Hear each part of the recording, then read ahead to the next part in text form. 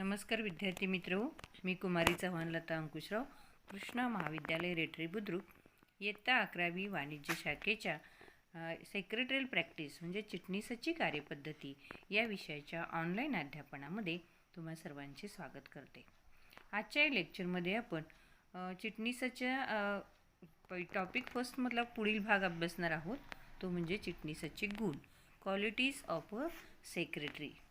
आता यामध्ये आपण चिटणीस म्हणून काम करणाऱ्या व्यक्तीकडे कोणकोणते गुण आवश्यक असतात या गोष्टींचा अभ्यास करणार आहोत. पाठीमागच्या लेक्चरमध्ये आपण त्याची शैक्षणिक पात्रता अभ्यासली, तर फक्त शैक्षणिक पात्रताच त्याच्या अंगी असून चालत नाही, तर त्याच्या अंगी काही महत्त्वाचे गुण देखील असावे लागतात.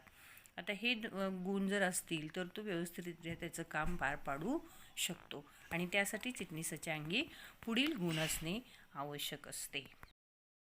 त्यामध्ये पहिला गुण सांगता येईल अचूकता. अचूकता म्हणजे बिनचूकपणा होय, म्हणजेच कोणतेही चूक न करता काम पूर्ण करणे होय. चिटणीसाने कोणतेही काम न करता अचूकपणे सर्व व्यवहार केलेले असले पाहिजेत. त्याच्यामध्ये पत्रव्यवहार करताना भाषेच्या चुका, व्याकरणाच्या चुका, लिखाणाच्या चुका, त्याचबरोबर हिशेब पुस्तके सांभाळताना आकड्यांच्या चुका करू नयेत. बिनचूकपणा हा आदर्श चिटणीसाचा महत्त्वाचा गुण आहे. त्याच्यानंतरचा दुसरा गुण सांगता येईल जुळवून घेण्याची वृत्ती. बदलत्या परिस्थितीनुसार तडजोड करणे किंवा स्वतःच्या कृतीत बदल करणे म्हणजे जुळवून घेण्याची वृत्ती.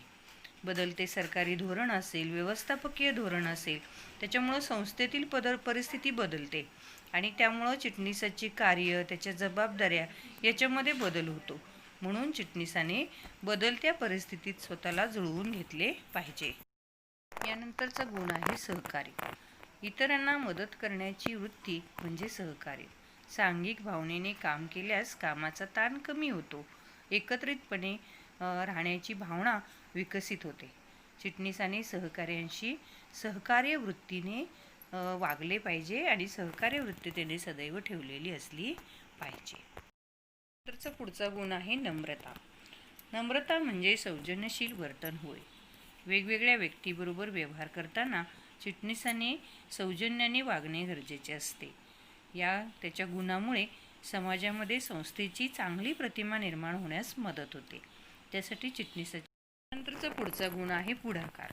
पुढाकार म्हणजे कार्याची स्वेच्छेने पूर्तता करण्याची वृत्ती होय.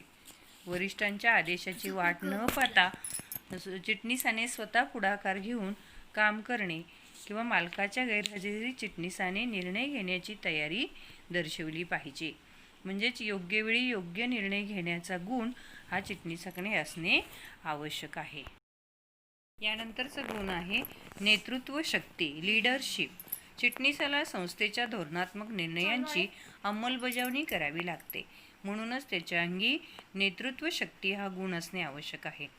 त्याच्याबरोबर असणाऱ्या सहकाऱ्यांना मार्गदर्शन करणं, प्रोत्साहन देणं, त्यांना प्रेरणा देणं आणि त्यांच्याकडून अधिक क्षमतेने काम करून घेणे यालाच नेतृत्व शक्ती असे म्हणतात.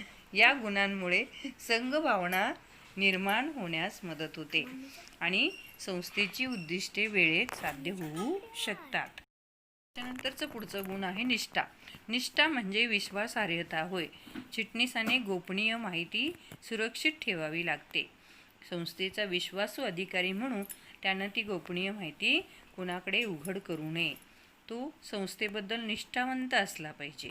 आपल्या संस्थेच्या उद्दिष्टांना त्यानं प्रथम प्राधान्य दिलं असलं पाहिजे. म्हणजे संस्थेबद्दल त्याची निष्ठा असली पाहिजे. याच्यानंतरचा गुण आहे व्यवस्थितपणा.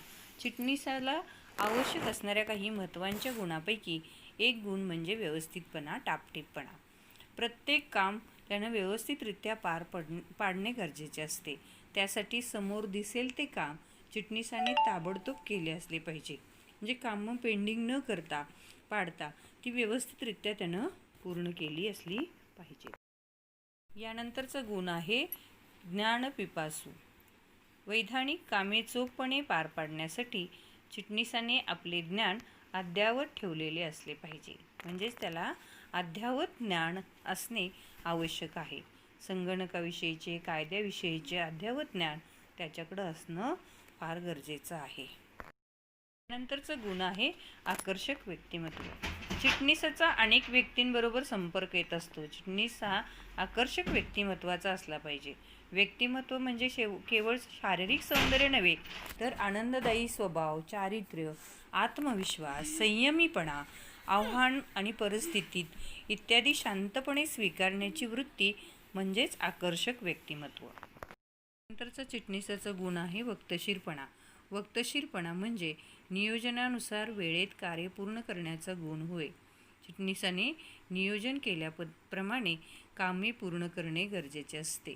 त्यासाठी संस्थेचे उद्दिष्ट साध्य होण्यासाठी विलंब होत नाही आणि संस्थेची प्रतिमा चांगली होण्यास मदत होऊ शकते. चिटणीसाने न्यायाधीशाची भूमिका पार पाडली पाहिजे आणि संस्थेबाबत अचूक निर्णय घेतले पाहिजेत, जेणेकरून तो निर्णय परिणामकारक ठरला असला पाहिजे. मुत्सद्दीपणा म्हणजे योग्य ठिकाणी योग्य वेळी योग्य गोष्ट करणे होय. प्रामुख्याने चिटणीसाच्या अंगी हा गुण असणे आवश्यक आहे, कारण त्याच्या वेगवेगळ्या व्यक्ती आणि संस्था इत्यादींशी संपर्क येत असतो. त्यामुळे त्याला दुसऱ्याच्या भावना न दुखवता काम करून घेण्याचा हा गुण असणे आवश्यक आहे. त्याला मुत्सद्दीपणा असं आपण म्हणतो. तर अशा पद्धतीने आपण हे चिटणीसाचे वेगवेगळे गुण अभ्यासले. यानंतर आपण अभ्यासणार आहोत तुलनात्मक अभ्यास. त्याच्यामध्ये खाजगी किंवा व्यक्तिगत चिटणीस, नफा हेतू नसलेल्या संस्थेचा चिटणीस, सहकारी संस्थेचा चिटणीस, संयुक्त स्कंद प्रमंडळाचा चिटणीस आणि सरकारी खात्याचा चिटणीस. तर या वेगवेगळ्या चिटणीसांच्या प्रकारामधील तुलनात्मक अभ्यास आपण करणार आहोत. त्याच्यामध्ये पहिला मुद्दा आहे कार्य.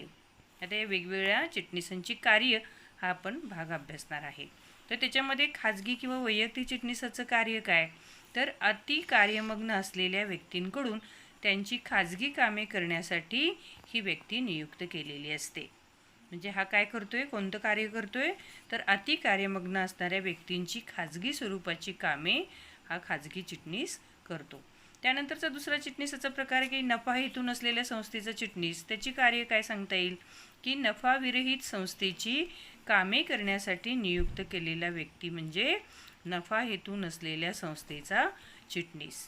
त्यानंतरच्या पुढच्या प्रकारामध्ये सहकारी संस्थेच्या चिटणीसाचं काम काय सांगता येईल, तर सहकारी संस्थेचे कामकाज पाहण्यासाठी सभासदांतून निवडलेल्या व्यक्तीला आपण सहकारी संस्थेचा चिटणीस असं म्हणतो. त्यानंतर संयुक्त स्कंद प्रमंडळाच्या चिटणीसाच्या बाबतीत काय सांगता येईल, तर संयुक्त स्कंद प्रमंडळाचे दैनंदिन कार्य करण्यासाठी संचालक मंडळाकडून नियुक्त केलेली व्यक्ती म्हणजे संयुक्त स्कंद प्रमंडळाचा चिटणीस. आणि त्यानंतर सरकारी खात्याच्या चिटणीसाच्या बाबतीमध्ये सरकारी खात्याचा चिटणीस म्हणजे असा अधिकारी की जो मंत्री महोदयांच्या मार्गदर्शनाखाली त्या खात्याचा कारभार पाहण्यासाठी नियुक्त केलेला असतो. जे अशा पद्धतीने त्याची कार्य आपल्याला आणि अर्थ अशा स्वरूपामध्ये ही तुलना सांगता येते. त्यानंतर पुढचा मुद्दा आहे हेतू, की खाजगी चिटणीस कोणत्या हेतूने निवडला जातो, तर अतिव्यस्त व्यक्तीला त्याच्या दैनंदिन कामकाजात मदत करण्याच्या हेतूने खाजगी चिटणीस नेमला जातो.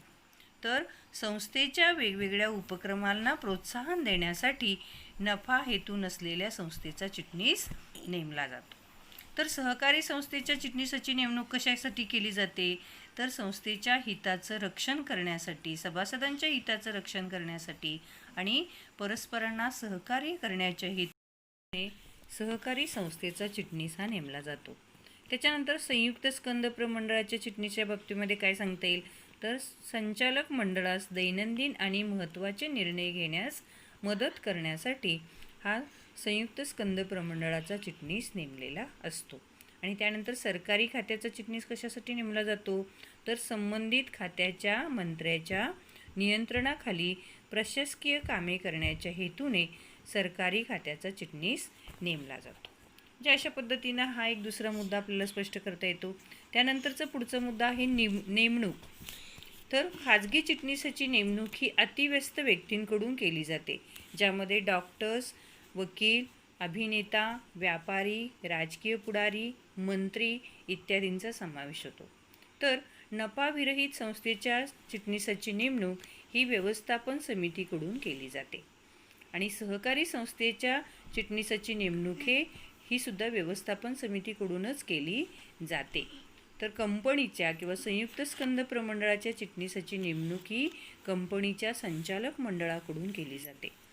सरकारी खात्याचा चिटणीस हा केंद्र सरकार किंवा राज्य सरकारकडून नेमला जातो. म्हणजे अशा पद्धतीनं नेमणूक कशा पद्धतीनं केली जाते प्रत्येक चिटणीसाची याचाही आपण अभ्यास केला. त्यानंतरचा पुढचा मुद्दा आहे कायदेशीर दर्जा. कोणताही खाजगी चिटणीसाला कोणत्याही प्रकारचा कायदेशीर दर्जा नसतो. तशाच पद्धतीनं नफाविरहित संस्थेच्या चिटणीसाला देखील कायदेशीर दर्जा नसतो. सहकारी संस्थेच्या चिटणीसाला सहकारी कायद्याने कायदेशीर दर्जा दिला आहे. तर संयुक्त स्कंद प्रमंडळाच्या चिटणीसाला कायदेशीर दर्जा हा कंपनी कायद्यानुसार मिळतो. आणि सरकारी खात्याच्या चिटणीसाच्या बाबतीमध्ये सांगायचं तर सरकारी खात्याच्या चिटणीसाची नियुक्ती ही खात्यामार्फत केली गेल्यामुळे त्याला कायदेशीर दर्जा असतो. यानंतरचा मुद्दा आहे पात्रता. खाजगी चिटणीसाच्या नियुक्तीसाठी कोणतीही निश्चित अशी पात्रता नसते. तर नफा हेतू नसलेल्या संस्थेच्या चिटणीसासाठी देखील कोणतीही निर्धारित अशी पात्रता नाही. तर तो कोणत्याही शाखेचा पदवीधर असला तरी चालू शकतो. परंतु सहकारी संस्थेच्या चिटणीसाच्या बाबतीत मात्र कोणतीही शैक्षणिक पात्रता सांगितलेली नाही, परंतु त्याला सहकारी संस्था कायद्याचं ज्ञान असणं आवश्यक आहे. तर कंपनी चिटणीस हा the institute of company secretaries of India या संस्थेचा सभासद असला पाहिजे. आणि सरकारी खात्याचा चिटणीस हा भारतीय प्रशासकीय सेवेतील अधिकारी म्हणजेच IAS अधिकारी असला पाहिजे. यानंतरचा मुद्दा आहे स्थान. खाजगी चिटणीस हा आपल्या मालकाचा सेवक असतो. तर हे नफा हेतू नसणाऱ्या संस्थेचा चिटणीस हा व्यवस्थापन समितीचा सदस्य असतो. आणि सहकारी संस्थेचा चिटणीस हा सहकारी संस्थेचा सभासद असतो. कंपनी चिटणीस हा मुख्य व्यवस्थापकीय कर्मचारी असतो. आणि सरकारी खात्याच्या प्रशासकीय अधिकारी हा सरकारी खात्याचा चिटणीस असतो की त्याला मंत्रालयातील खात्याचा प्रमुख म्हणूनही ओळखला जातो. त्याच्यानंतरचा मुद्दा आहे अधिकार. खाजगी चिटणीसाला मालकाकडून मर्यादित स्वरूपाचे अधिकार दिलेले असतात. तर नफा हेतू नसणाऱ्या संस्थेच्या चिटणीसाला त्याच्या कार्यापुरते मर्यादित असे अधिकार दिलेले असतात. आणि सहकारी कायद्याने सहकारी संस्थेच्या चिटणीसाला काही अधिकार प्रदान केलेले असतात. तर कंपनी चिटणीसाच्या बाबतीत सांगायचं झालं तर कंपनी चिटणीसाला कायदेशीर आणि व्यवस्थापकीय अशा स्वरूपाचे अधिकार असतात. आणि सरकारी खात्याच्या चिटणीसाला मंत्रालयाद्वारे कायदेशीर अधिकार प्राप्त झालेले असतात. या अशा पद्धतीनं अधिकाराच्या बाबतीत आपण त्याची तुलना करू शकतो. आणि त्यानंतरचा मुद्दा आहे कर्तव्य. खाजगी चिटणीसाने त्याच्या मालकांना दिलेल्या अधिकाराअंतर्गत त्याची कर्तव्ये पार पाडावी लागतात. तर नफा हेतू नसणाऱ्या संस्थेच्या चिटणीसाची अधिकार आणि कर्तव्य हे संस्थेच्या व्यवस्थापन समितीने निर्धारित केलेली असतात. तर सहकारी संस्थेच्या चिटणीसाची अधिकार व कर्तव्य सहकारी कायद्याने निर्धारित केलेली असतात. आणि कंपनीच्या बाबतीमध्ये सांगायचं झालं तर कंपनीच्या चिटणीसाची कर्तव्य कंपनी कायद्यात दिलेली असतात. तसेच अनुपालन अधिकारी म्हणून त्याची कर्तव्य तो पार पाडत असतो. आणि सरकारी खात्याचा चिटणीस त्याच्या खात्याची प्रशासकीय जबाबदारी किंवा कर्तव्ये पार पाडत असतो. म्हणजे अशा पद्धतीनं प्रत्येक खात्याच्या चिटणीसाची कर्तव्य ही वेगवेगळी असतात. त्यानंतरचा मुद्दा आहे नेमणुकीची सक्ती. खाजगी चिटणीसाच्या बाबतीमध्ये खाजगी चिटणीसाची नेमणूक करणं हे काही सक्तीचं नसतं. सहकारी संस्थेच्या बाबतीत सांगायचं झालं तर सहकारी संस्थेचा उद्देश आणि आकारमान यावरून चिटणीसाची नेमणूक ही ठरवली जाते.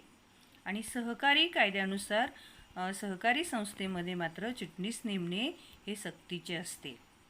आणि कंपनी चिटणीसाच्या बाबतीमध्ये काय सांगितलेली अट तर 5 कोटी किंवा त्यापेक्षा जास्त वसूल भाग भांडवल असणाऱ्या कंपनीने पूर्णवेळ चिटणीस नेमावा लागतो.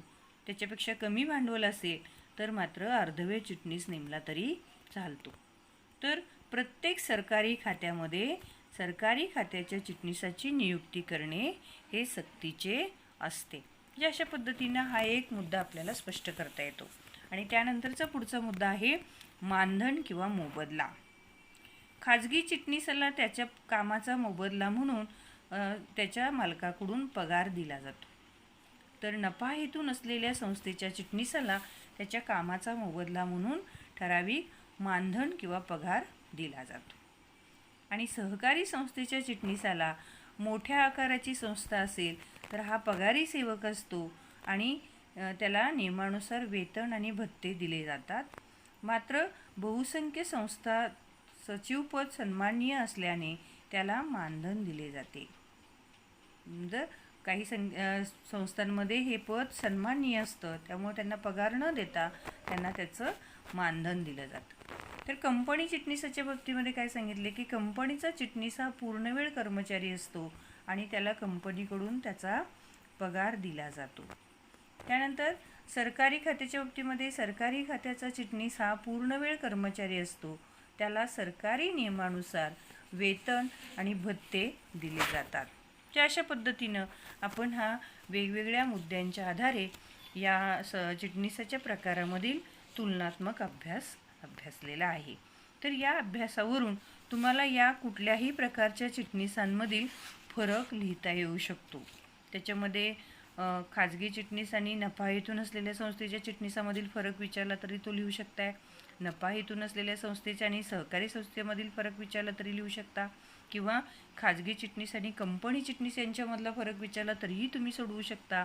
आणि खाजगी चिटणीस किंवा सहकारी संस्थेचा चिटणीस आणि सरकारी खात्याचा चिटणीस असा कुठलाही प्रकारामधला फरक जरी विचारला गेला परीक्षेमध्ये तरी तुम्ही या वेगवेगळ्या मुद्द्यांच्या आधारे हा फरक लिहू शकताय. म्हणजे अशा पद्धतीनं आज आपण हे 2 मुद्दे अभ्यासले. त्याच्यामध्ये चिटणीसाचे गुण आणि तुलनात्मक अभ्यास, चिटणीसांच्या वेगवेगळ्या प्रकारामधील तुलनात्मक अभ्यास. या अशा पद्धतीचा आपला जो युनिट फर्स्ट आहे तो युनिट फर्स्टमधला टॉपिक फर्स्ट चिटणीस पूर्ण होतोय. तर हा जेव्हा टॉपिक पूर्ण होतो तेव्हा तुम्ही काय करायचं आहे, तर त्याच्यावरचे जे काही स्वाध्याय आहेत, प्रकरण 1 मधले स्वाध्याय, तर ते तुम्ही सोडवायचे. त्याच्यामध्ये पहिला प्रश्न, जास्तीत जास्त करून ऑब्जेक्टिव्हचा जो पहिला प्रश्न आहे तो पहिला प्रश्न तुम्ही कंपल्सरी लिहिणं हे गरजेचं आहे. आणि त्याचबरोबर त्या टॉपिकच्या नोट्स तुम्ही तुमच्या वहीमध्ये लिहून पूर्ण करायच्या आहेत. म्हणजे अशा पद्धतीनं आपला हा टॉपिक जो फर्स्ट आहे तो पूर्ण होतोय. आज या ठिकाणी आपण इथेच थांबू. धन्यवाद.